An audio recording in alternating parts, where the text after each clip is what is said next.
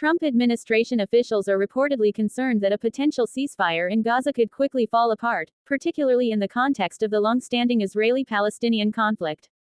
This worry stems from a number of political, military, and diplomatic challenges that have historically undermined peace efforts in the region.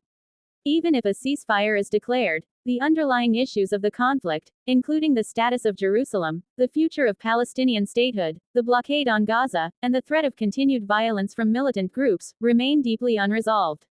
One of the central reasons for these concerns is the fragility of the existing political landscape in Gaza and Israel. Gaza is controlled by Hamas, a militant group that does not recognize Israel's right to exist and has often used violence to achieve its political goals. While some Hamas factions may agree to a ceasefire for tactical reasons, others may view such agreements as temporary and opportunistic, preferring to wait for a more advantageous moment to resume hostilities. This lack of cohesion within Hamas itself could lead to breaches of the ceasefire even if leadership expresses support for it. Moreover, Israel, under Prime Minister Benjamin Netanyahu, has made it clear that its military operations in Gaza are aimed at weakening Hamas's military capabilities and preventing future attacks on Israeli civilians. Netanyahu's government is unlikely to make significant concessions unless there are guarantees of lasting security, something that has been difficult to achieve in previous ceasefire agreements. The Israeli military's precision strikes, which aim to destroy Hamas infrastructure, have also led to civilian casualties, further complicating the situation and potentially stoking resentment on both sides. The Trump administration's role in mediating any ceasefire is another factor that contributes to the uncertainty. While the U.S. under Trump was supportive of Israel and moved the American embassy to Jerusalem, a highly controversial decision that infuriated Palestinians and much of the Arab world, the administration's broader approach to the Middle East was often seen as favoring Israeli interests without balancing the legitimate aspirations of the Palestinians.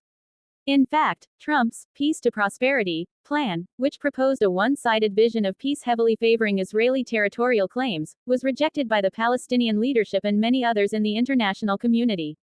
This history of unilateral policies has made it difficult for Trump officials to act as trusted mediators.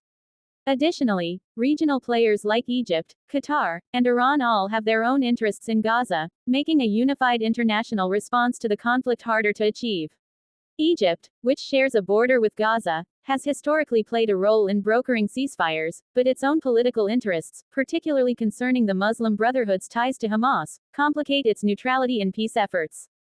Qatar has provided significant financial support to Gaza, while Iran has been a key sponsor of Hamas, further exacerbating the conflict's geopolitical dimensions.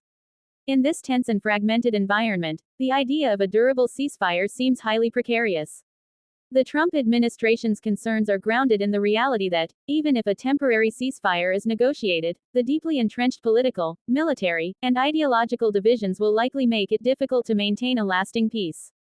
Without addressing the root causes of the conflict, including the humanitarian crisis in Gaza and the broader political questions regarding Palestinian statehood, any ceasefire risks being only a brief respite rather than a meaningful step toward long-term stability.